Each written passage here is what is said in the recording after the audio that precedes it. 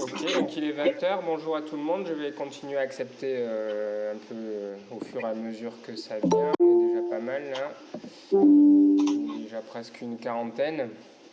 Donc c'est en train d'arriver pas mal. Bonjour à tout le monde. Bienvenue chez SSK. Bienvenue à ce webinaire sur le périnée, sur la kinésithérapie et le périnée. Donc on va essayer de s'y intéresser avec nos invités ce soir. Aurélie Arrojo.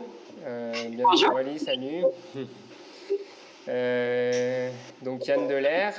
Salut Yann, merci d'être venu. Hervé Assouline et Thierry Vérac qui a disparu de l'écran. Voilà, salut Thierry. Voilà. Donc, Isabelle. Je vois que Yann il a déjà formé pas mal de monde là, c'est ça? Un fan club. Ouais. Ok, donc tous ceux qui sont sur le webinaire, si vous pouvez bien couper les micros, comme ça on entend bien les intervenants. Donc moi je me présente, je suis formateur aussi chez SSK et je suis coordinateur pédagogique, donc c'est moi qui chapeaute un petit peu tous les enseignants chez SSK. Et ce soir, donc on va s'intéresser au périnée. Et donc, écoute, je vais déjà donner la parole à Aurélie. Aurélie, tu peux te présenter un petit peu pour ceux qui ne te connaissent pas. Et tu peux nous dire un petit peu pourquoi les kinés doivent s'intéresser au périnée. Ça marche. Bonsoir à tous. Donc, moi, je m'appelle Aurélie Arrojo. Je suis kiné spécialisée en rééducation pelvique périnéale en général, hommes, femmes, enfants, à Toulouse. Dans la banlieue de Toulouse. Je fais ça depuis plus de 18 ans maintenant, ça fait longtemps. Et donc, effectivement, je pense que c'est assez intéressant que tous les kinés s'intéressent au périnée, formés ou pas formés en rééducation périnéale, parce que finalement, des problématiques de périnée, ça peut engendrer des problèmes de dos ou inversement, quelqu'un qui est lombalgique peut avoir des problèmes de périnée, on va avoir des problèmes de caisson, on va avoir nos patients sportifs qui peuvent présenter des incontinences et qui souvent vont en présenter des incontinences. Et du coup, si on n'a pas ces notions-là sur le périnée, ben, finalement, on peut être incomplet dans une rééducation. Ok, merci. Écoute, tu nous parleras après là, de quel est l'impact d'une faiblesse du périnée chez les sportifs. On va peut-être continuer à présenter, je ne sais pas si on peut présenter encore Yann Delair, tout le monde le connaît. Oui. Mais tout le monde ne le connaissent pas encore. Il y a certainement encore des personnes qui ne me connaissent pas. Moi, je suis, et je vais le dire parce que je suis tellement habitué par mon parcours en Suisse, je suis physiothérapeute, mais ne vous inquiétez pas, c'est la même chose que kinésithérapeute. Peut-être un jour en France, ça va changer. Mais je suis aussi thérapeute manuel. Et je suis peut-être plus thérapeute manuel que physiothérapeute. Je suis à la retraite parce que j'ai 71 ans. Je suis formateur depuis 45 ans, donc 30 en France. Et avec mon épouse, depuis pas mal de temps, nous sommes responsables pour les points de trigger, le dry needling, la neurodynamique, le raisonnement clinique. Il y a certainement des gens qui sont dans le groupe qui nous connaissent. Et nous, on a un parcours un peu différent que peut-être les autres intervenants, parce que nous avons développé ce qu'on appelle la thérapie manuelle orthopédique, et ça c'est surtout la colonne et la périphérie. Et on s'est arrêté il y a 10 ans au bassin, parce qu'on croyait, voilà, ce qui suit, c'est plus pour nous, c'est trop spécialisé, etc.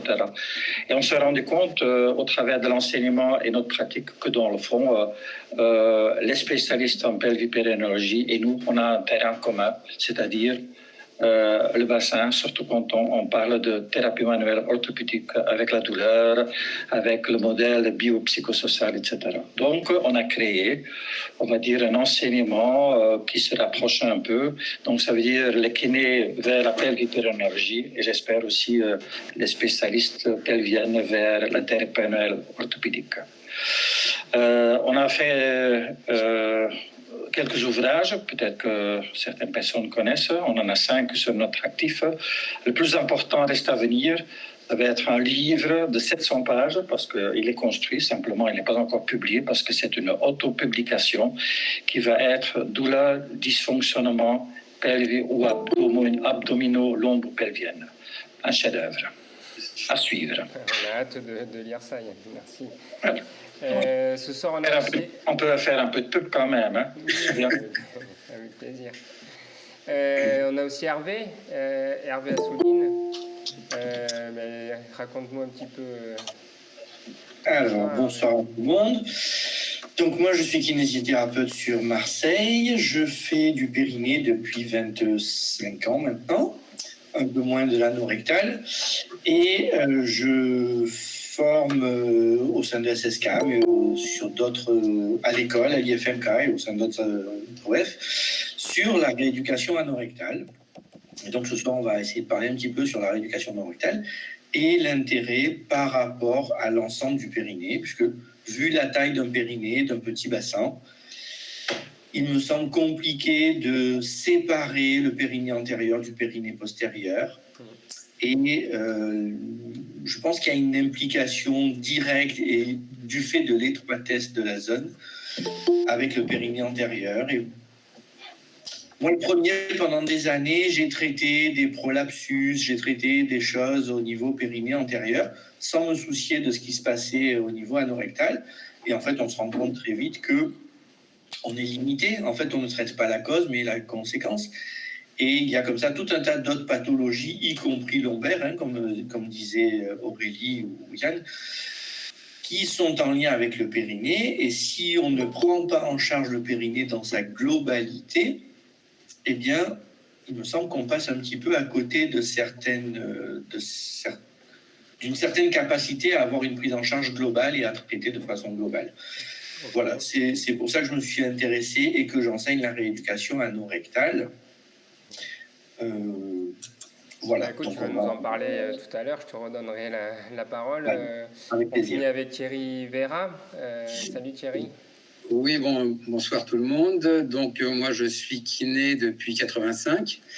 Je pratique la rééducation périnéale depuis 86. Je suis ostéopathe depuis 92, donc ça fait déjà quelques années. Et je me suis intéressé à l'infertilité depuis déjà plus de 30 ans. Et j'ai élaboré en fait une approche par rapport à toutes les douleurs pelvipérinéales. Par rapport à tout ce qui va être les douleurs de l'endométriose, bien évidemment, parce que c'est vraiment le cœur en fait du travail que je fais. Maintenant, je fais exclusivement de la rééducation pelvipérinéale et pour tous les problèmes d'endométriose, de douleurs pudendales, clunéales, dyspareunie, les douleurs coccygiales, les problèmes de coccyx. Les problèmes de congestion pelvienne, enfin, tous ces éléments-là. Et donc, en fait, j'ai ouvert, en fait, vraiment des horizons par rapport au fait de faire participer la patiente vraiment pleinement. Pour moi, c'est vraiment un élément majeur que j'ai développé. Une participation active, vraiment, de sa part, avec aussi justement le fait de développer tout le côté biopsychosocial, d'accueillir la patiente vraiment dans sa globalité physique, mais énergétique, émotionnelle, afin qu'elle puisse aussi se prendre en charge entre les séances et a posteriori. Et évidemment, l'important au niveau de la kinésithérapie et de l'ostéopathie, c'est la mobilité des structures. Donc, l'objectif, c'est de redonner de la mobilité aux différentes structures, qu'elles soient physiques, énergétiques, émotionnelles, vasculaires, et voire émotionnelles, dans un but d'harmonisation vraiment de l'ensemble.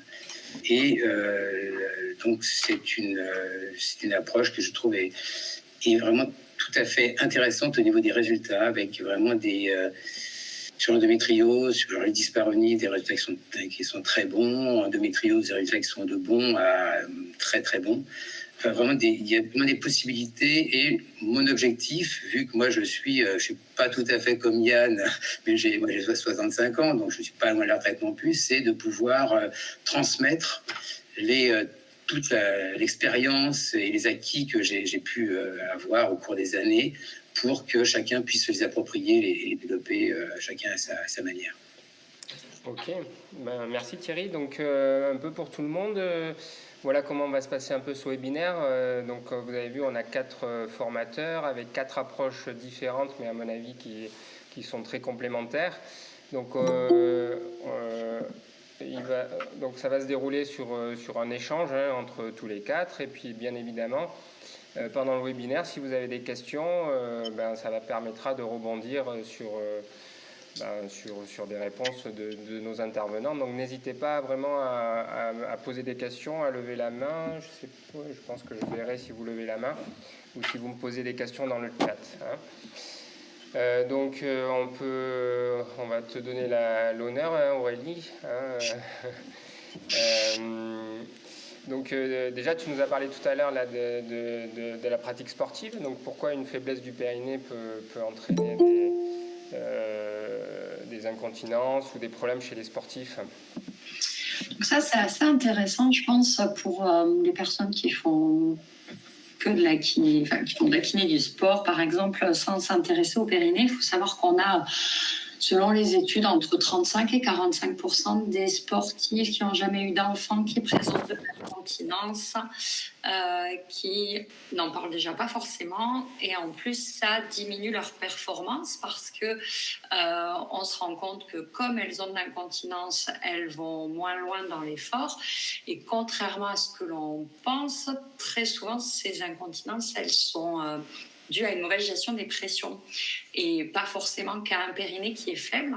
Et donc, quand on fait de la rééducation périnéale, dans ces cadres-là, alors oui, on va aller voir comment est le périnée, mais surtout, on va apprendre aux patientes à bien se servir de leur caisson, parce qu'en fait, la rééducation du périnée, c'est une rééducation de tout le caisson abdominal. Donc, on doit prendre en charge à la fois le périnée, les abdominaux, le diaphragme et les lombaires. Et en prenant tout ça en charge, ça va nous permettre, chez les patientes sportives, d'améliorer leur performance, notamment au niveau des entraînements, parce qu'on se rend compte que c'est souvent au moment des entraînements qu'il y a le plus de fuites, parce qu'elles n'arrivent plus à bien gérer les 4 éléments de leur caisson. Et donc, finalement, si on ne s'y intéresse pas et si on ne pose pas la question et si on ne sait pas comment guider les sportives dans ce contexte-là, et ben on va être incomplet et on ne pourra peut-être pas les aider. Donc, déjà, je pense que c'est quelque chose qui est important et qui devrait parler à tous les kinés, qu'ils soient spécialisés en rééducation périnéale ou pas. Et il y a plein de choses, du coup, sans être en interne, qu'un kiné peut apporter à ses patientes en termes de gestion des pressions. Ok, et donc là on est sur de la voie externe et donc par rapport à la voie interne, est-ce qu'on peut améliorer si on ne fait pas de voie interne? Alors déjà, si on ne fait pas de voie interne, on peut améliorer l'incontinence urinaire d'effort, c'est un fait, grâce à ces gestions de pression, l'apprentissage de cette gestion des pressions et de l'utilisation correcte du caisson. Après, on peut aussi améliorer les incontinences urinaires par urgenturie, qui est un autre type d'incontinence, par tout ce qui est prise en charge comportementale. Donc, l'interne n'est pas forcément obligatoire, et heureusement, parce qu'on va avoir, je parlais tout à l'heure des sportives, on peut avoir des jeunes filles qui sont vierges, et on ne va jamais aller en interne dans cette population-là, et on va pouvoir faire plein de choses chez elles pour les améliorer. Donc, la voie interne, elle est intéressante, mais elle n'est pas obligatoire. Ok. Et bon, c'est vrai que c'est quand même une zone un peu intime, et du coup, comment ça se passe au niveau de la formation là, je parle un peu pour tout le monde. Je sais que Thierry, toi aussi, tu proposes de la voie interne pour les stagiaires qui sont un peu débutants, qui n'ont jamais fait de périnée. Comment ça se passe sur la formation chez SSK? Alors du coup, la formation, pour celles qui sont débutantes, normalement elles viennent plutôt dans celle que moi je propose, parce que justement le but c'est de dédramatiser le toucher, d'avoir moins peur d'aller faire un toucher, et donc du coup c'est une formation où on fait venir des modèles et où on peut d'abord tester le toucher sur un modèle anatomique, avant de le tester sur un modèle humain. Et si on n'a pas envie de tester sur un humain, qu'on veut juste avoir les informations de tout ce qui peut être fait en externe, c'est tout à fait possible. Et il y aura de toute façon plein de choses à proposer. Donc, pour celles qui viennent et ceux qui viennent, il y a une possibilité de faire le toucher, mais pareil, ça me semble important de le signaler, c'est que lors d'un niveau 1 de périnéo, le fait de faire un toucher sur modèle, il est là pour dédramatiser le toucher. Mais bien sûr que ce n'est pas en faisant un toucher sur un modèle qu'on sera compétent. C'est comme quand on a touché nos premières chevilles et qu'on nous a demandé si on sentait les ligaments qu'il y avait autour des malléoles. Ben, on ne les sentait pas bien. Au niveau du périnée, c'est pareil. Le premier toucher qu'on va faire, ben, on ne sera pas très très bon, mais au moins on va le dédramatiser en formation pour après pouvoir se lancer en cabine. Ok, bah, je vais pouvoir rebondir un peu sur toi, Hervé. C'est vrai que du coup, la rééducation anorectale, par rapport à ça, c'est encore plus effrayant peut-être. Mais pourquoi est-ce que c'est aussi important de s'intéresser à ce périnée postérieur?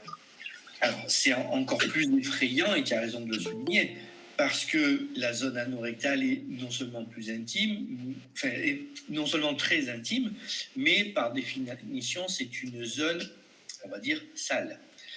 Et le toucher anal fait peut-être encore plus peur que le toucher vaginal. Cependant, une fois qu'on a dédramatisé et qu'on a commencé, bien d'abord on arrive à sentir des structures auxquelles on n'a pas forcément accès par voie externe, sur lesquelles on va pouvoir travailler, mais surtout, c'est un petit peu ce que je disais tout à l'heure, c'est qu'il y a un lien tellement étroit entre le périnée antérieur et le périnée postérieur qu'il est important de pouvoir prendre en charge les deux.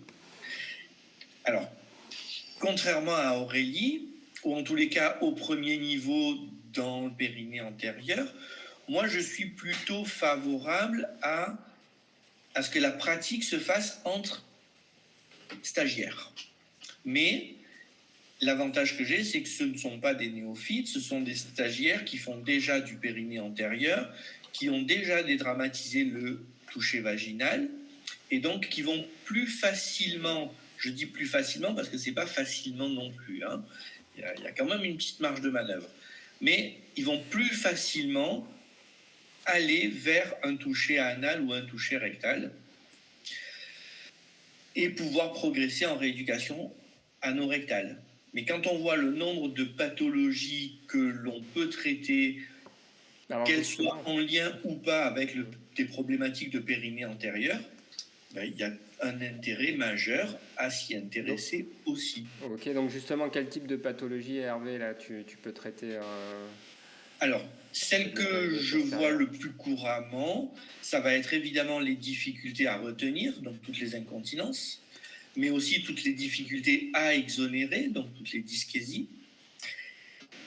Ça, c'est dans les grandes catégories. Et là-dedans, on va retrouver les insuffisances sphinctériennes, on va retrouver certains troubles de la statique pelvienne, mais on va retrouver aussi des hypertonies, des constipations terminales qui peuvent parfois remonter à l'enfance. On s'aperçoit qu'il y a certaines problématiques, notamment des WC à l'école, où les enfants, notamment les petites filles, ne veulent pas aller au WC et se retiennent parce que c'est pas propre, parce que ça se ferme pas bien, parce que tout un tas de raisons qui font que il y a des habitudes qui se mettent en place dans le déroulement de la vie dès les premières années, et on se retrouve avec des problèmes de constipation terminale qui peuvent entraîner une troisième catégorie de pathologies, c'est ce qu'on appelle les asynergies, c'est-à-dire les dysfonctions de synchronisation entre les différents étages rectal et anal au moment où on veut exonérer. Donc, eh bien, ça permet de prendre en charge ces pathologies pour réapprendre des réflexes qui normalement sont acquis lorsqu'on acquiert la propreté à l'âge de 2-3 ans, parfois un petit peu plus tard, mais en général à 2-3 ans on acquiert la propreté, et puis à un moment donné ce réflexe se perd. Et donc ça va entraîner des asynergies, ça va entraîner des constipations.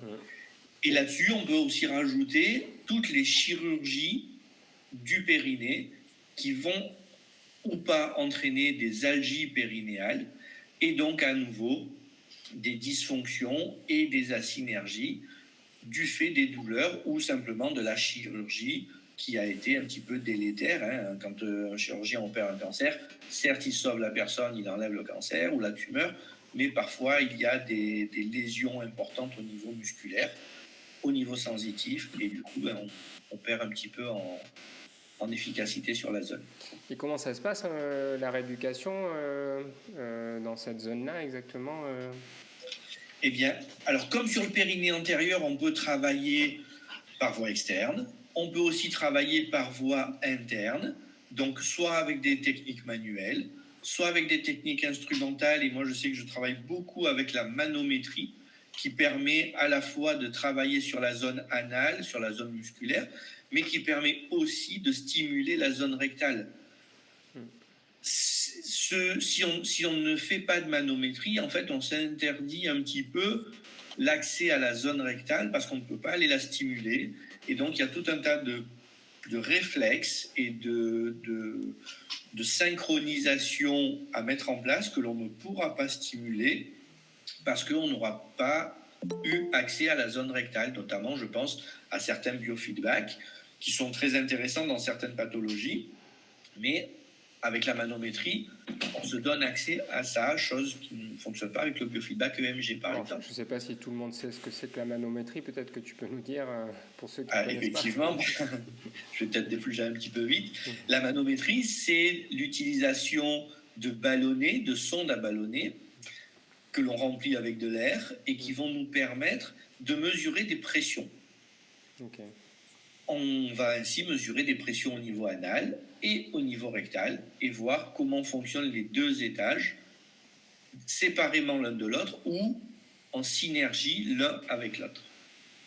Et au niveau prostate aussi, tu viens de travailler sur la prostate aussi Alors, on ne travaille pas sur la prostate, mais sur les conséquences, mais là on est plus sur de l'urologie, dans les conséquences notamment des chirurgies prostatiques, où là on va faire, effectivement on peut travailler par voie anale ou par voie rectale, mais c'est pour faire de la rééducation en urologie. Et oui, on peut travailler sur les chirurgies de la prostate. Y compris en préopératoire, hein, parce qu'on se rend compte, il y a plusieurs études qui montrent que la rééducation préopératoire de la prostate améliore grandement la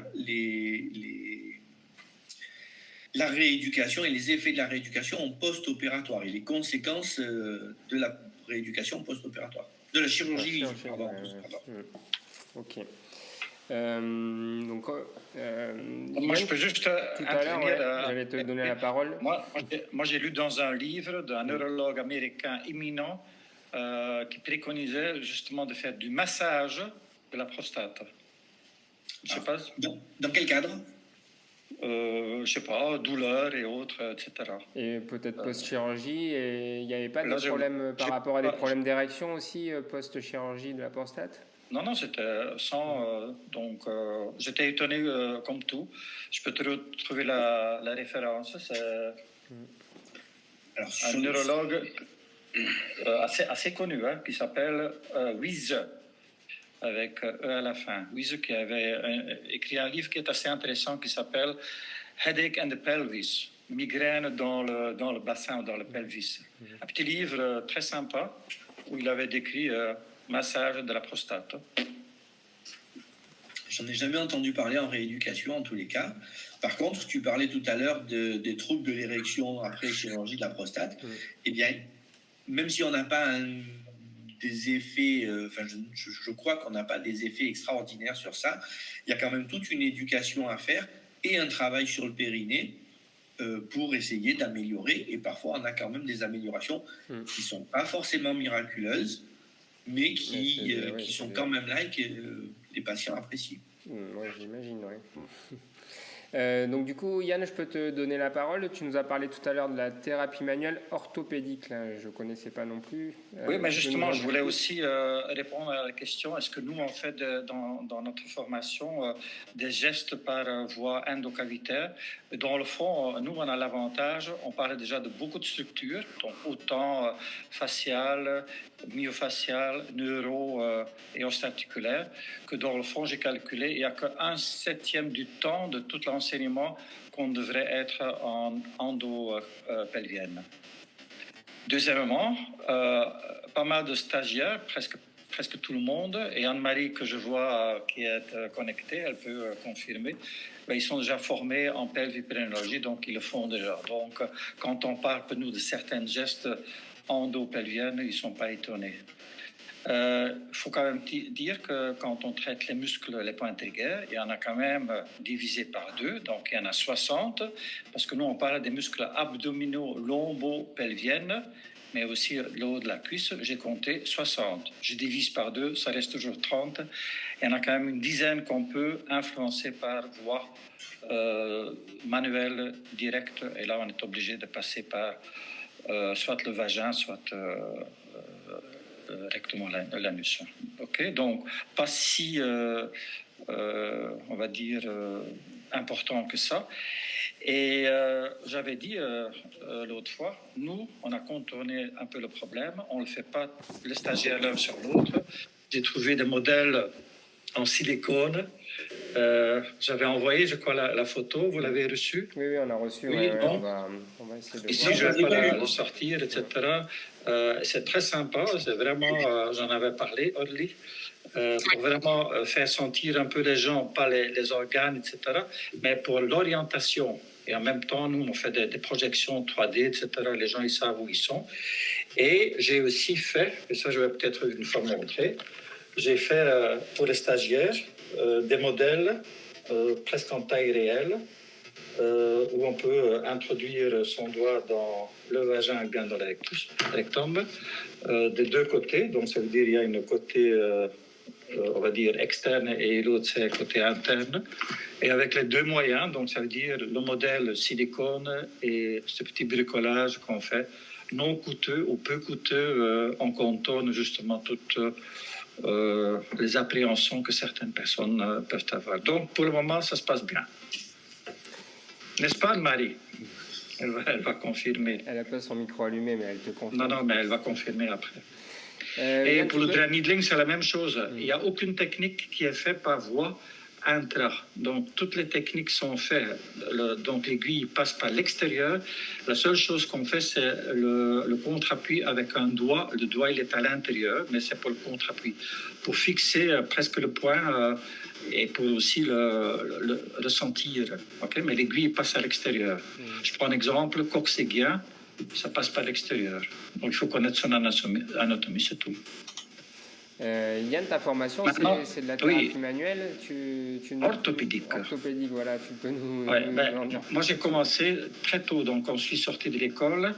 Il faut se dire que, je ne sais pas si vous connaissez l'IFOMT. l'IFOMT, c'est on va dire, une organisation qui a cette année 50 ans, qui avait mis en place la thérapie manuelle. Donc il y a 50 ans, et il y avait une espèce de conditions, à quoi ça correspond, etc. Donc ce n'est pas la thérapie manuelle, on va dire tout court, c'est vraiment la thérapie manuelle orthopédique. J'insiste là-dessus parce que c'est eux qui insistent. Donc on peut dire que c'est une spécialité dans la kinésithérapie. Comme la pelvipérinéologie, c'est une spécialité. Okay? Et ça correspond avec tout ce qu'on veut, c'est-à-dire raisonnement clinique, le modèle biopsychosocial, etc. Autonomisation, c'est un mot que le DPC il aime bien.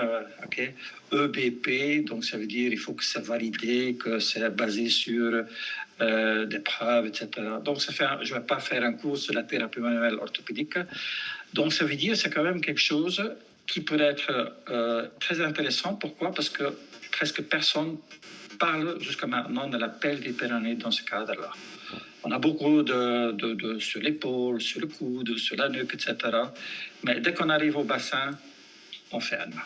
Et moi, je voudrais ouvrir cette porte-là parce que je crois On peut aussi faire la thérapie manuelle orthopédique, donc ça veut dire relier toutes les structures. Je crois que ça a été dit, hein, que les structures ils sont reliées. Hein. Toi, Hervé, tu as dit le périnée antérieur, il est relié par le périnée postérieur. Ben, on n'est pas étonné. Hein. Thierry va certainement confirmer par les fascias. Et les fascias, ils partent déjà de l'abdomen et ils vont jusqu'à l'épaule. Donc, ça veut dire, quand on étudie un peu les fascias, que Véronique et moi, on en fait cet été, ben, on est très étonné et ça passe par l'anus aussi. Hein. Donc, par exemple, le centre tendineux, le ligament anococcidien est très intéressant et très important. Donc, ça veut dire, si actuellement la thérapie manuelle orthopédique, elle s'arrête au niveau du bassin, moi je dis, on va ouvrir cette porte-là et on va le faire évoluer jusqu'au niveau du périnée. Okay, oui, ça, donc c'est dans notre tes mission. techniques, c'est des techniques de tissu mou Tout, donc tissu mou, fascia, osteoarticulaire et surtout nerveux. Par exemple, j'ai trouvé aucune étude, aucune formation qui parle des structures nerveuses en thérapie, parce que beaucoup de gens qui parlent de la neurodynamique avec les sliders, les gliders, oui, mais ça c'est pour le canal carpien. Sur TikTok, tu envoies beaucoup d'exemples avec les nerfs médians, mais il n'y a personne qui pense qu'on pourrait faire la même chose pour un nerf pudendal, pour un nerf sciatique, pour un nerf clunéal, etc. Donc je crois qu'il y a encore, on va dire, beaucoup à développer là. Et nous sommes prêts. Thierry, tu peux nous parler un petit peu de la place de la femme dans le traitement, justement, parce que là on a parlé beaucoup du kiné, de ce qu'on peut faire, mais la patiente, elle est là quand même. Alors oui, donc justement, je pense que, comme disait Aurélie si bien tout à l'heure, il y a le périnée est vraiment majeur. Déjà, si on considère que quasiment une femme sur 4 a des douleurs chroniques, qui sont à la désespérance parce qu'au niveau médical, il n'y a pas grand-chose de proposé. Si on regarde par exemple l'endométriose, la femme se retrouve dans une situation de solitude, d'incompréhension au niveau professionnel, familial, conjugal, avec des problématiques qui, avec où le corps médical donne peu de solutions, c'est-à-dire tous les problèmes de dyspareunie, voire vaginisme, des problèmes cicatriciels, des problèmes de douleurs digestives, douleurs vésicales, des problèmes, une fatigue, mais ça, bon, la fatigue, on ne peut pas faire grand-chose, mais si on améliore la santé, ça permet quand même de mieux gérer les choses. Donc, il y a quand même beaucoup d'éléments où la femme a besoin d'être vraiment accompagnée. Donc, dans mon approche, évidemment, toutes les douleurs pelviennes vont passer en fait par un travail sur les structures, bien sûr, osseuses, sur les structures musculaires, mais évidemment sur toutes les structures qui sont atteintes par ces problèmes, à savoir des éléments cicatriciels, un problème de noyau fibreux central qui va être cicatriciel suite à un accouchement avec des douleurs neuropathiques, une endométriose qui est extrêmement douloureuse, qui est handicapante. Elle a besoin vraiment qu'on l'accompagne dans le travail, dans la phase participée. Tout un travail de visualisation, de mise en confiance, où vraiment c'est elle qui prend en charge son corps et le soin, les soins qui sont faits. Donc ça, c'est primordial par rapport à ça. Donc la pratique que je propose, bien sûr, va bien avoir un grand intérêt sur tout ce qui est mobilisation de l'utérus, sur un travail sur les ligaments utérosacrés, sur l'obturateur interne, sur toutes les structures, sur le piriforme, en fait, sur toutes les structures aussi internes qu'il va falloir travailler. Moi, je propose en binôme lors du travail. Et là, on ne peut pas inventer, en fait. Il faut vraiment toucher du doigt, voir comment est positionné un utérus. Est-ce qu'il est mobile ? Est-ce qu'il est positionné en antériorité, en postériorité ? Est-ce qu'il y a la patiente va avoir des dyspareunies profondes dans telle ou telle position en fonction du positionnement de l'utérus, du fait qu'il est fixé. Donc redonner de la mobilité à l'utérus et aux autres structures. Redonner aussi une énergie.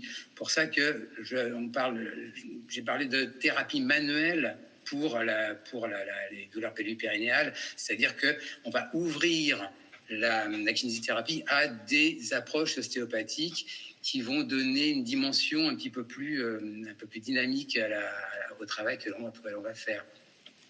Donc, et puis après aussi travailler à donner une énergie à l'utérus et aussi lui apporter de la douceur. C'est là aussi que la patiente va pouvoir être présente, va pouvoir se coucouner, qu'elle se réapproprie son corps.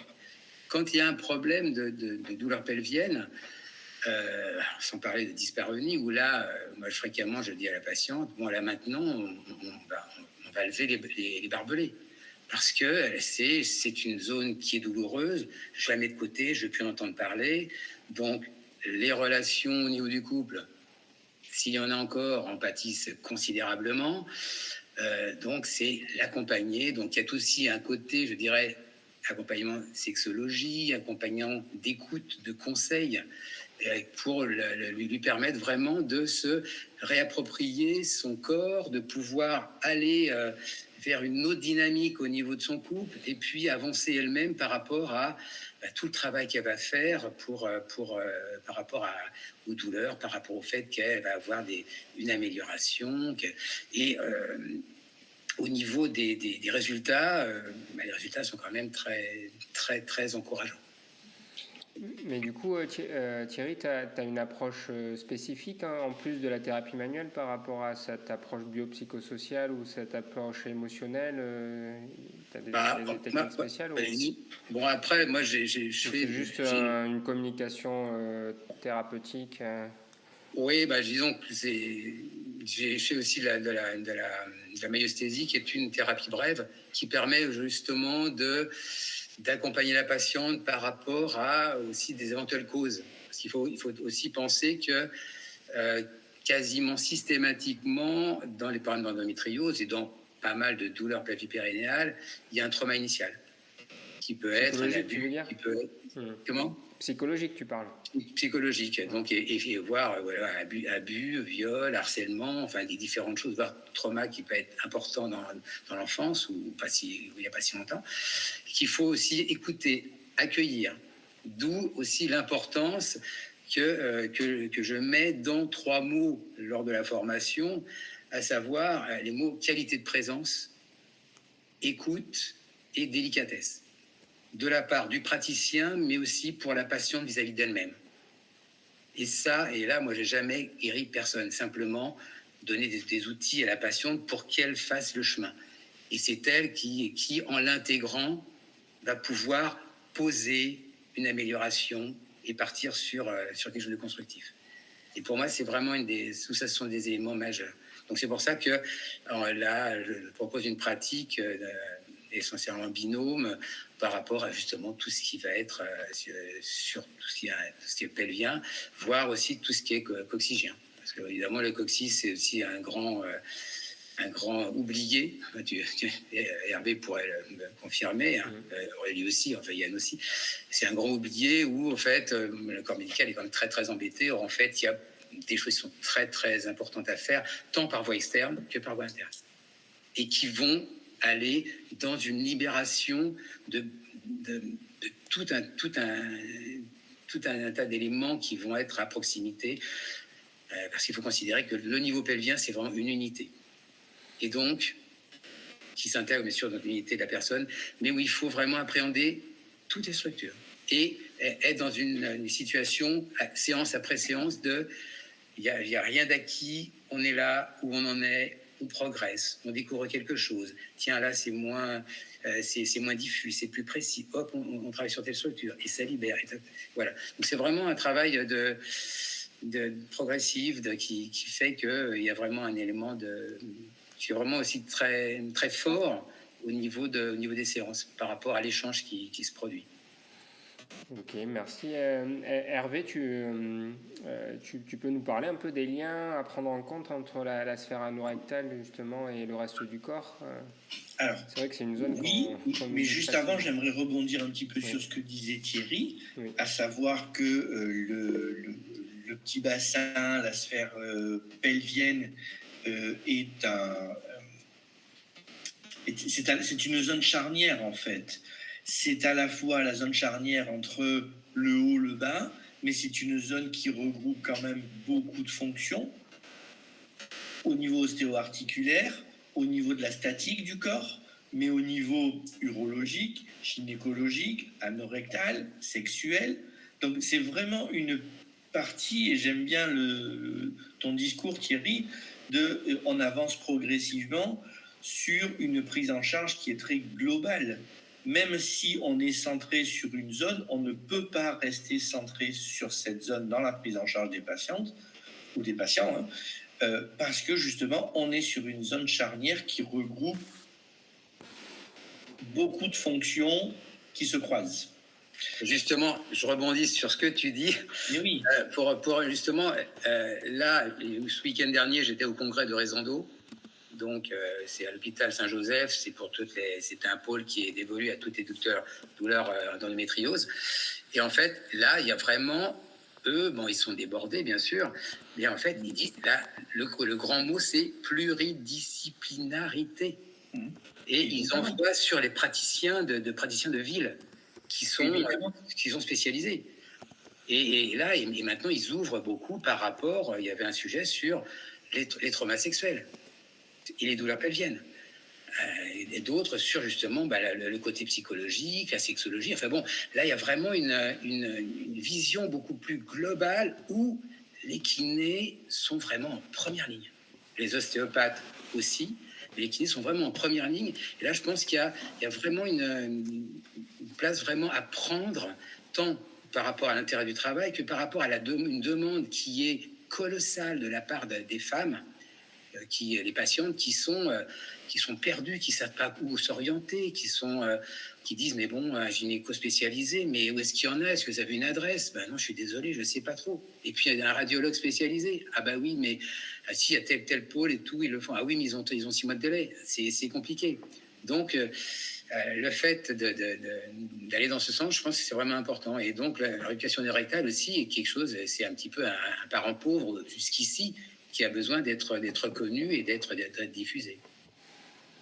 Absolument. Et je pense aussi que dans les pathologies, dans les pratiques, je te donne la parole juste après Yann, dans les praticiens vers qui on aimerait que les patientes se dirigent, il n'y en a pas beaucoup qui sont spécialisés ou qui s'intéressent suffisamment près à toutes ces problématiques. C'est-à-dire le gynéco, et je les respecte énormément, ils vont avoir une approche très gynécologique. Le gastro, il va avoir une approche très très proctologique. L'urologue, même chose. Et au final, il n'y a peut-être pas suffisamment de liens que nous, on essaie de faire entre les différentes fonctions de la zone. Et on a dit que c'est une zone qui est vraiment multifonction, qui nécessite une prise en charge multidisciplinaire ou pluridisciplinaire.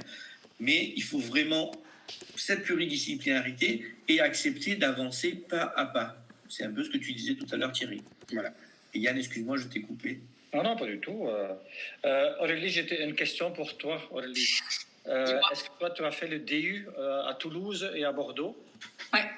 Tu te rappelles? Donc, on a eu tous les cours de Xavier Gamet, etc. Très intéressant. Est-ce que tu peux te rappeler combien de heures on a parlé de douleurs pelvipérinéales chroniques? Tu te rappelles? Pas du tout. 1 heure. Moi, j'ai eu 1 heure. Moi, pas du tout. Moi, ça fait non, pas du tout. Donc, ça veut dire c'est vraiment sous-estimé. Thierry, il a dit, les chiffres, il a dit 25%, un quart. Bon, ça se discute dans la littérature. Moi, j'ai vu la fourchette entre 15 et 25. Mais on pourrait facilement dire que 1 sur 5 a quelque part eu un problème au niveau pelvipérinéal. Là, les chiffres, à mon avis, ils sont relativement corrects. D'autre côté, Hervé, je suis d'accord avec toi et avec Thierry aussi. Il va falloir qu'on ait des approches qui sont multistructurelles et pluridisciplinaires. Et c'est vrai que quand on fait un DU, etc., tu as tous les spécialistes et chacun parle un peu selon sa voix. L'urologue, il parle pour tout ce qu'il pense que... Et comme ça, tout le monde parle à côté de l'autre. Le seul article que j'avais trouvé qui était intéressant, c'est quelqu'un, médecin d'ailleurs, à Nantes, la fameuse dite école de Nantes, qui a voulu faire ce qu'on appelle un démembrement clinique. Donc ça veut dire qu'il prend toutes les possibilités, on va dire, tous les syndromes qui sont en relation avec des douleurs qui sont pelvipérinéales. Mais c'est un travail monstre. Moi, je l'ai fait dans le cours, je l'ai fait surtout dans le livre. Ça s'étale sur des dizaines de pages. Parce qu'encore une fois, Thierry, l'endométriose, il est là-dedans. Mais l'endométriose, parfois, il faut aussi le relier avec des structures nerveuses, parce que parfois, dans l'endométriose, tu as des structures nerveuses qui sont comprimées. Comme voie réflexe, tu as des points triggers dans les muscles, etc. Donc, il n'y a rien qui est vraiment solitaire au niveau pelvipérinéologie. Je vous coupe 2 secondes, on a quelques petites questions. Certaines personnes veulent savoir un petit peu la prise en charge du périnée, justement, dans leur rééducation générale. Qu'est-ce que ça va changer dans leur pratique de rééducation générale, de prendre en compte le périnée, justement. C'était un peu le sujet du webinaire. Aurélie, tu peux nous en parler un petit peu? Qu'est-ce que ça va changer dans leur pratique de rééducation, par exemple pour une lombalgie, j'imagine, ou sur d'autres pathologies? Ouais, en fait... C'était une question de Christophe. On va prendre ton exemple de la lombalgie. Déjà, la patiente qui a une lombalgie, la base, ça serait déjà de lui poser la question s'il y a une incontinence ou pas. Parce que, pareil, si on vient voir les chiffres, on est quasiment à 30% de plus de patients lombalgiques qui vont avoir des incontinences urinaires versus une patiente sans lombalgie. Donc, on va avoir une incontinence urinaire. Donc, pendant le bilan, il faudra déjà poser la question. Et il faut se dire que si vous rééduquez que les lombaires comme vous les rééduquez habituellement, la problématique ne sera pas réglée dans le caisson. Parce qu'en fait, il faut garder en tête que le caisson abdominal, il est fait, on le disait tout à l'heure, de 4 entités. C'est un peu comme si c'était une maison, en fait. Vous avez le périnée qui fait le sol de la maison, les abdominaux et les muscles du dos qui font les murs, et le diaphragme qui fait le toit. Et si on n'intègre pas ces 4 éléments-là, tu ne régleras pas un problème de dos. Donc, ça veut dire que toi, dans les faits, dans ta prise en charge, qu'est-ce qui va changer? 1, tu as posé la question. Et 2, tu vas déjà voir avec ta patiente si elle arrive à contracter son périnée toute seule. Donc, on va pouvoir lui donner des consignes simples. On va pouvoir lui demander, par exemple, à la maison, toute seule, de mettre son doigt sur le centre tendineux du périnée. Donc, c'est la zone qui est entre le vagin et l'anus. Donc, mettre son doigt là. Et on va lui dire, OK, tu vas souffler. Et la séance d'après, tu vas me dire s'il se passe quelque chose au niveau de ton périnée. Et donc, normalement, la patiente, elle devrait sentir que cette zone remonte, bouge. Et si ça, elle ne le sent pas, déjà, ça veut dire qu'au niveau de son périnée, il y a une association qui ne se passe pas bien avec sa respiration et avec l'engagement de son caisson profond. Donc, le caisson profond, ça va être notamment le muscle transverse au niveau abdominal, les multifides dans le dos. Et donc, il va falloir venir donner un peu de force dans ces multifides et dans ce transverse. Donc, ça va déjà vous donner une information pour améliorer les douleurs de dos de vos patientes et l'associer après, dans un premier temps, avec la respiration. Donc, du coup, sur cet exemple de la lombalgie, tu vas intégrer les abdominaux, les multifides, le diaphragme et le périnée, au moins que la patiente vienne le tester toute seule et quitte après à le renvoyer vers quelqu'un qui fait de l'interne s'il y a besoin. Et on va pouvoir faire la même chose pour des problématiques de genoux, parce qu'une patiente qui a mal au genou et qui, en fait, quand elle saute, elle va déclencher une protrusion abdominale, et potentiellement, elle va se déclencher soit des incontinences, soit plus loin, elle peut aller jusqu'au prolapsus, en fait, derrière à terme. Donc, du coup, on a un intérêt en tant que kiné à pas nuire et du coup à faire des exercices correctement et notamment avec un bon engagement abdominal et notamment le caisson profond. Là, tu as parlé de douleur de genou. C'est quoi? C'est parce qu'elle avait mal au genou qu'elle se fait un problème de périnée, ou c'est le périnée qui peut provoquer aussi des douleurs de genou? Peut-être que quelqu'un pourra répondre à cette question si ça va dans votre sens. Quelqu'un veut répondre à ma place? Non, mais fini. Fini.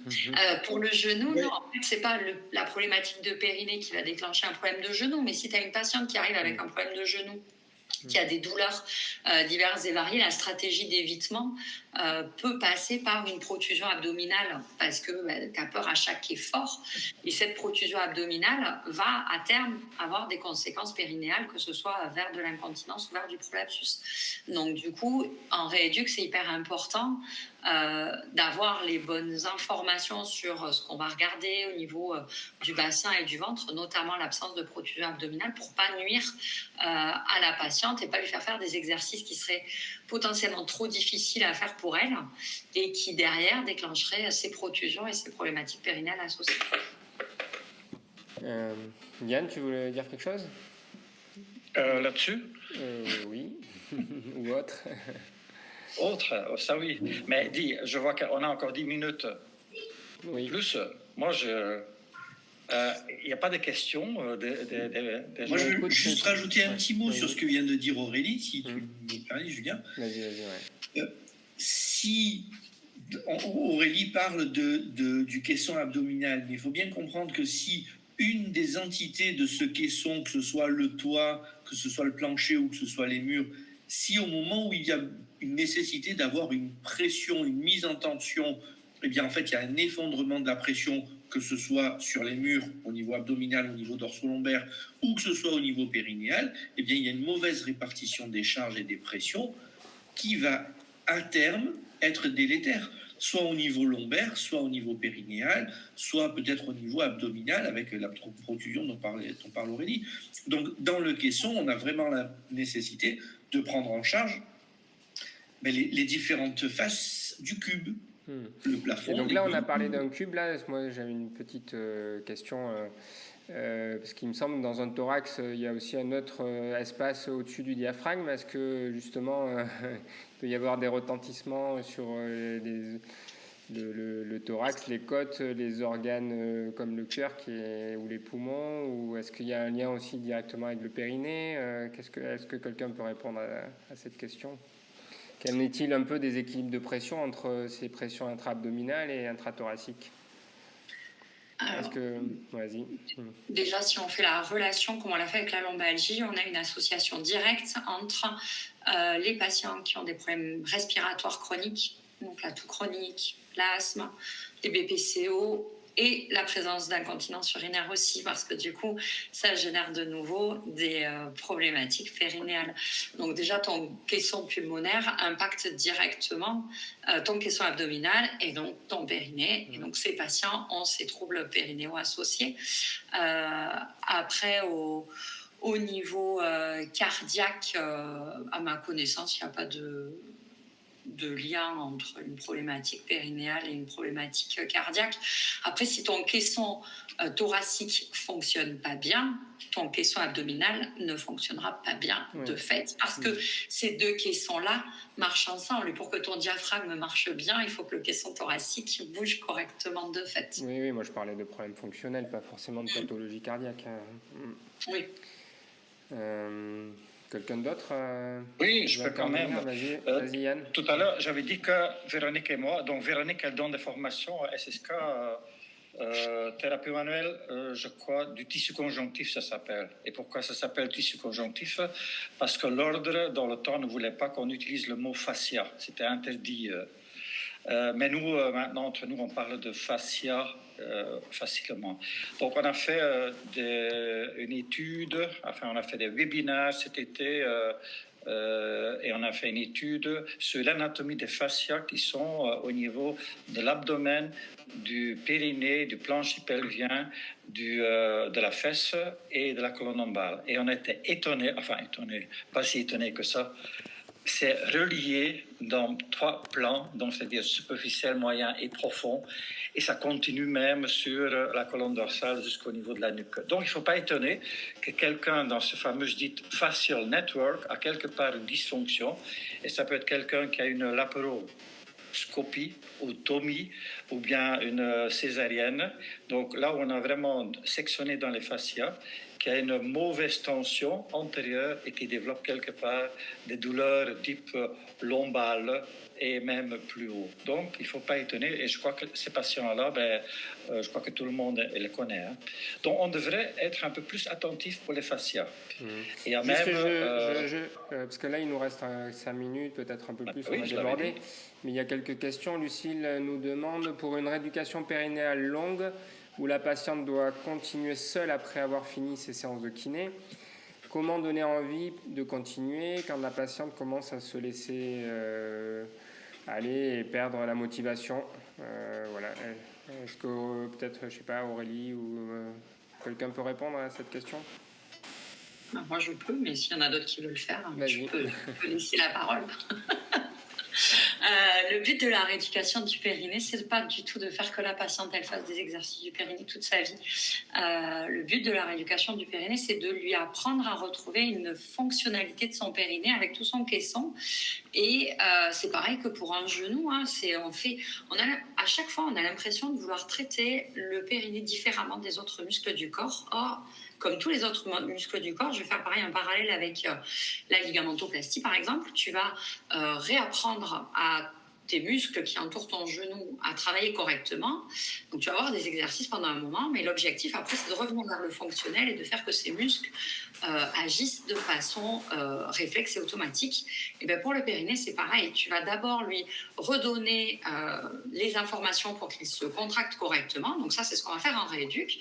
On va apprendre à la patiente à intégrer le périnée dans ses activités quotidiennes et les remettre dans de la fonction. Et à partir du moment où le périnée va fonctionner correctement, la patiente, dès qu'elle va marcher, sauter, courir, mais le périnée va se contracter de façon réflexe et donc il ne va pas y avoir besoin de faire des exercices toute sa vie, et heureusement, parce qu'on est incapable de faire des exercices toute notre vie en se disant qu'il faut le faire, sinon notre organe en question ne va plus bien fonctionner. Donc le périnée va fonctionner comme tout ce qu'on fait en kiné.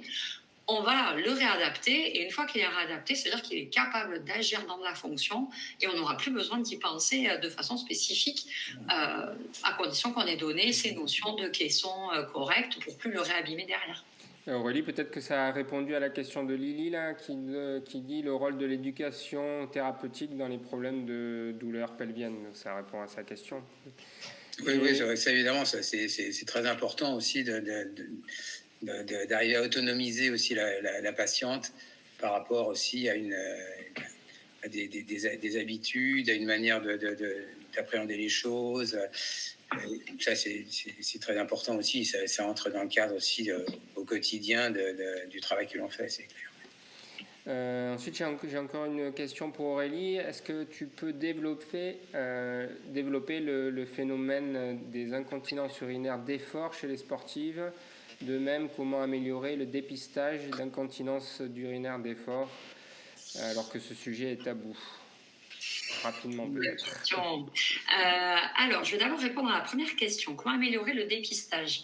Déjà, de fait, ça passerait par la formation des entraîneurs des clubs sportifs.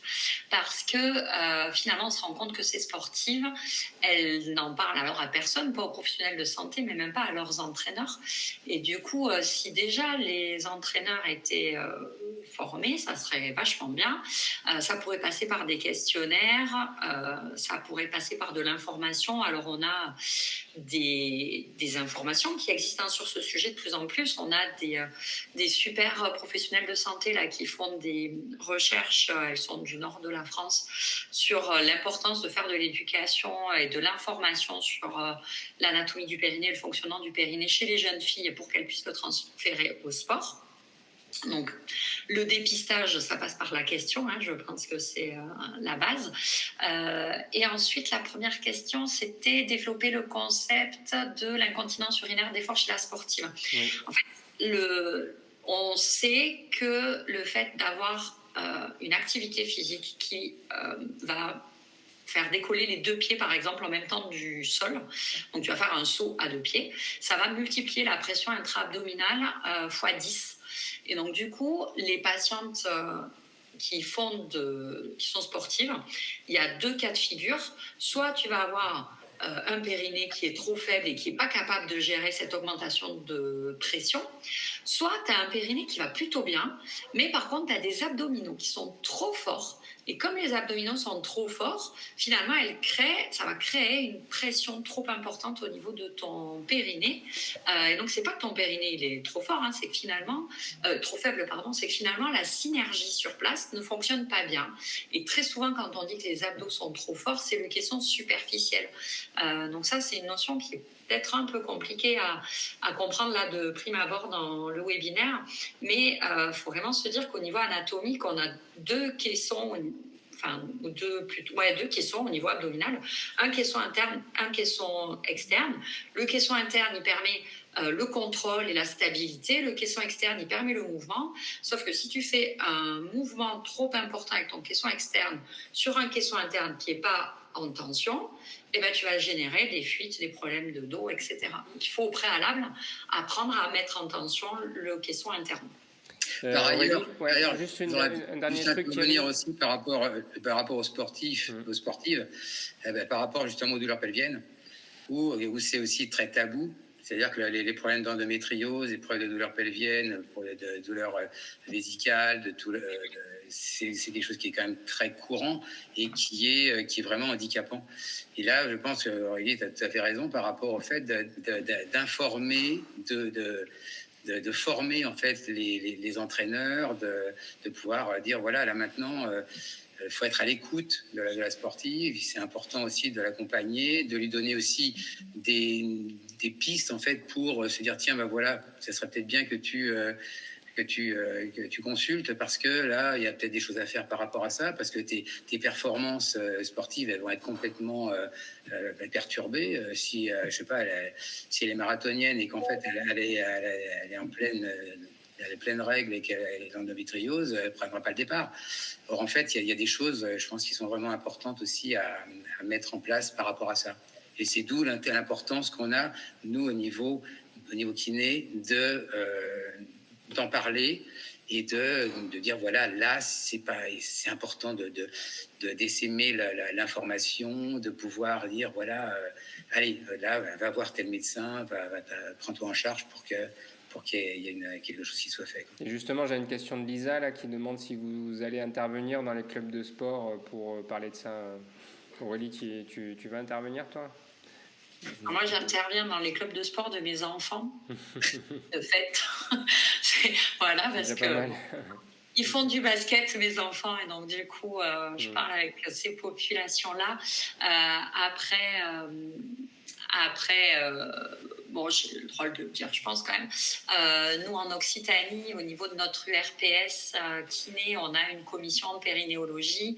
Donc, on a fait une affiche expliquant le lien, la prévention, donc sport et périnée, ça s'appelle. Cette affiche, elle est accessible à tout le monde quand vous allez sur le site de l'URPS Occitanie.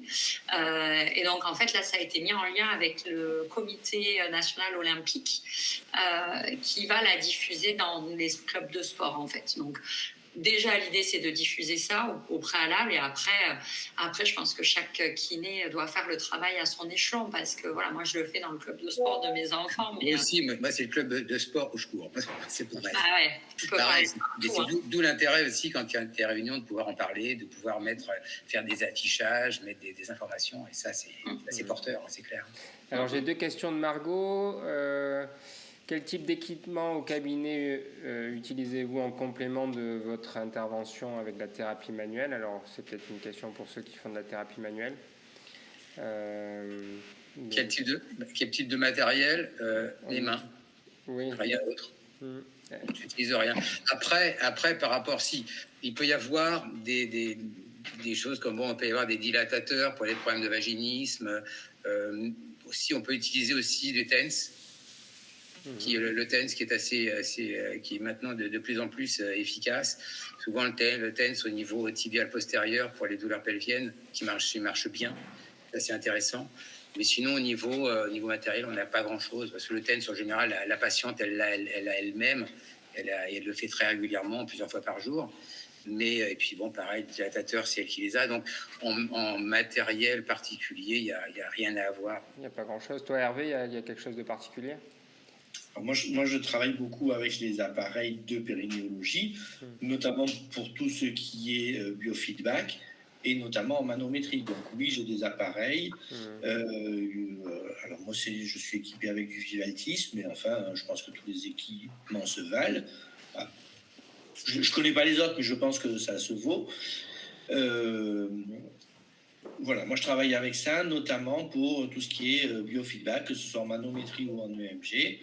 Pour tout ce qui est antalgie, dans les TENS, c'est pour les douleurs neurologiques, pudendales et autres, et parfois pour de la stimulation aussi. Ok. Elle demandait aussi, Margot, que pensez-vous de la proposition du Pilate en complément de la prise en charge kinésithérapie?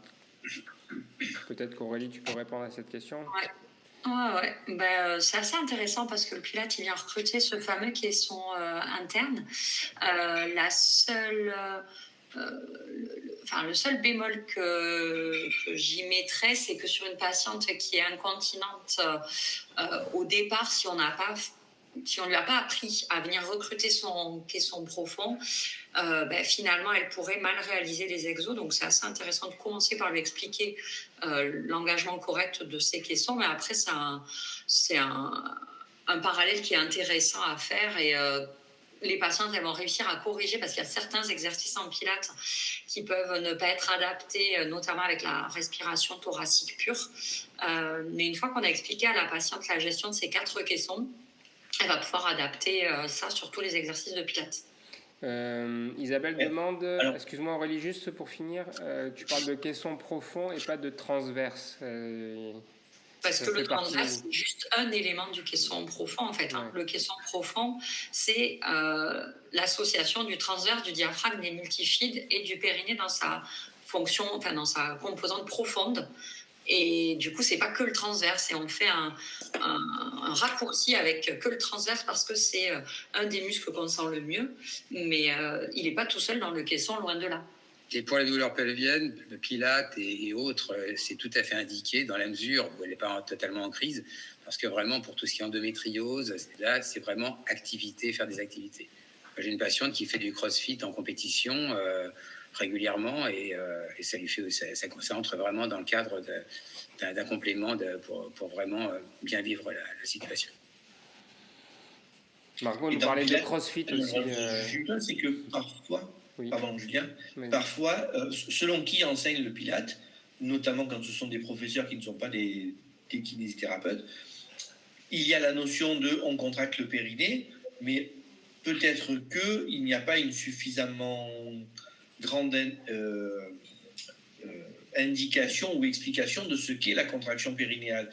Et Aurélie, tout à l'heure, tu disais, il faut vérifier si les patientes savent contracter leur périnée. C'est pas tout de le dire contracter le périnée quand vous soufflez, s'il n'y a personne qui a vérifié si la contraction est connue et si elle est bien faite, eh bien, il y a peut-être un petit bémol là-dessus. Jean-Christophe nous dit, le grand principe à retenir, c'est de banaliser ces questions pour les filles et les garçons, en sport, au lycée, etc. Donc en parler souvent et de manière simple. C'est la base. J'aime bien, de manière simple, je pense que c'est clair. C'est bien dit. Très clairement. Ok. Margot nous parlait aussi de CrossFit. Alors, est-ce que on voit de plus en plus de licenciés au CrossFit sans pour autant avoir un bon accompagnement, je pense qu'elle voulait dire.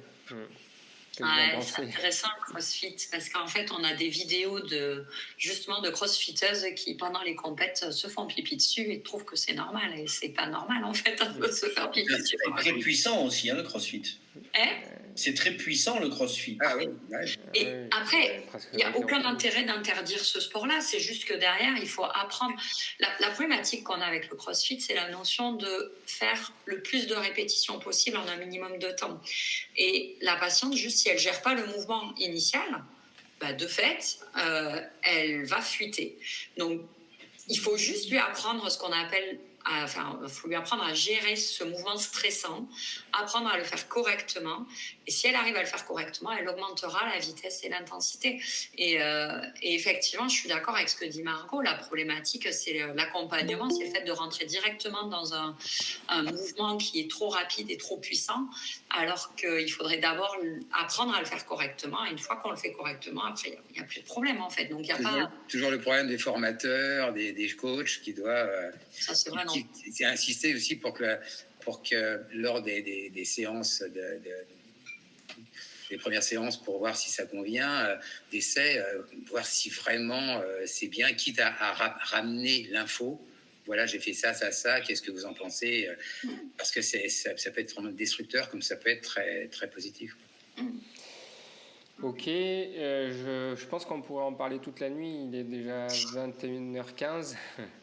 Ce que je peux vous proposer, si j'ai pas d'autres questions, sauf s'il y a une question qui intervient entre-temps, c'est peut-être chacun à votre tour de me faire une petite conclusion sur, voilà, si vous avez une petite dernière chose à dire. Yann, tu veux commencer? Oui. Ben, il y a plusieurs choses qui sont, on va dire... Pour faire un petit résumé. Un peu par tout le monde. Ben, toi, tu devrais faire le résumé. Ben, moi, j'ai bien aimé que Thierry disait à un certain moment, c'est mobilité, circulation, etc. Ça vient un peu de l'ostéopathie. Hein. Et c'est vrai que dans le fond, on pourrait beaucoup résumer en presque trois mots. Les Anglais, ils appellent ça blood, donc ça veut dire le sang, donc restaurer la vascularisation ou les fluides. Space, donc créer partout de l'espace pour les tissus qui sont reliés. Et mobility, donc ça veut dire regagner en mobilité, mais aussi en viscoélasticité. Il y a beaucoup de gens, ils travaillent la mobilité, mais pas la viscoélasticité. Et les fascias, ils en ont besoin, la viscoélasticité. Ça, c'est une petite remarque que je voudrais faire. Viscoélasticité. Donc, regagner, normaliser les tensions dans le corps. Qu'est-ce qu'on a encore eu, qu'on a eu en commun? Multidisciplinaire, multistructurel, etc. Donc, je crois qu'on peut très bien travailler ensemble, même si on a des orientations et des affinités un peu différentes. Je crois que tout le monde pourrait, on va dire, trouver quelque chose chez nous. Par contre, j'ai entendu le mot Pilate, mais je suis étonné que j'ai pas entendu le mot propre de Marcel Coffrier, Guillerme de Gasquet. Est-ce que c'est encore d'actualité ou Aurélie? Bien sûr, ils font encore plein de Marcel Coffrier. Après, c'est pas du tout des techniques. Enfin, moi, ce sont des techniques, mais qui ne font pas tout. Ils sont? Ah non. Ils ne font pas tout. On ne va pas diaboliser une technique. Tu peux pas dire que l'hypopressif c'est pas bon, que le de Gasquet c'est pas bon, il y a aucune technique qui est mauvaise. Par contre, il n'y a pas une technique qui va améliorer les patientes toute seule. Il y a toujours des choses à apprendre. Merci aussi Hervé, parce que c'est vrai qu'on ne pense pas souvent à ce périnée postérieur, on a peur de se former, donc je trouve que c'est super intéressant que tu viennes intervenir chez SSK sur cette formation anorectale. Si tu veux conclure, toi aussi.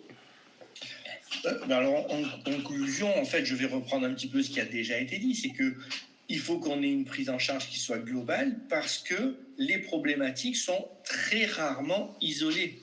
Elles sont relativement toujours globales ou en tous les cas multifactorielles. Donc, il faut prendre en charge le caisson abdominal, abdominopérinéal, abdominaux-respiratoire et périnéal, et le périnée dans son ensemble, antérieur et postérieur, et ne pas négliger l'un ou l'autre parce que dans les pathologies du périnée postérieur, il y a une incidence, une cause ou conséquence très étroite avec l'ensemble de ce qu'on a dit, c'est-à-dire le périnée dans son ensemble et l'ensemble du caisson et les liens abdominaux, lombaires, etc. Et donc, c'est une prise en charge qui, à mon avis, à mon sens, est importante et qu'il faut vraiment arriver à dédiaboliser parce que beaucoup de gens, ne serait-ce que dans mon entourage, quand je dis que je fais de la rééducation anorectale, les gens me font des grands yeux en disant mais pourquoi? Mais en fait, c'est juste parce que c'est nécessaire et que ça améliore vraiment le quotidien de nos patients. Merci. Hervé, Je vais ajouter quelque chose. vas-y, Yann. Moi, j'ai l'impression que la médecine, les médecins qui font les prescriptions, sont pas encore au même niveau avec nous. On parle pas de la même façon des choses. Cet été, j'ai fait ce qu'on appelle un algorithme pour le traitement les points trigger et les structures nerveuses. Et Thierry, j'avais mis la kinésithérapie et l'ostéopathie en première ligne. Okay. Et en deuxième ligne vient la troisième ligne, les infiltrations, etc. Et moi, j'ai l'impression que les médecins, très souvent, ils commencent avec la deuxième, voire troisième ligne. Et dans le fond, la kinésithérapie n'était pas toujours, on va dire, inclus dans les prises en charge dites globales. Donc, il y a l'incontinence, mais aussi les douleurs. On n'en a pas trop parlé ce soir. Et chacun travaille avec son domaine de compétences. Et là, justement, Yann, c'est très intéressant, c'est qu'à ce niveau-là, moi, je vais à des RCP dans un hôpital privé qui est à Champigny, et j'étais seul avec des gynécologues, des urologues et des radiologues.